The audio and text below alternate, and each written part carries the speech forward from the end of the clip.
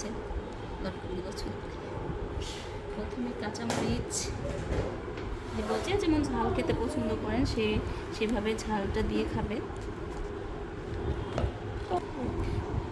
কিছু কাঁচামরিচ নিয়েছি, একটু লবণ নিব, একটু বিট লবণ দিলে টেস্ট হয় এটা,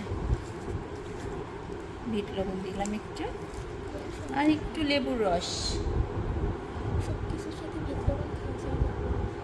কিছুর সঙ্গে তো আর বিট লবণ দিয়ে খাওয়া যায় না, এটার সঙ্গে দিলে একটু টেস্টটা বেড়ে যায়, এই জন্য বিট লবণ দিলাম।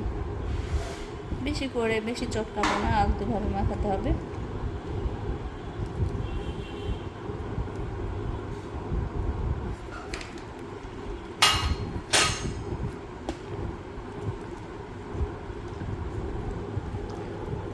বেশি চটকানো যাবে না, বেশি চটকালে জিনিসটা মজা লাগবে না।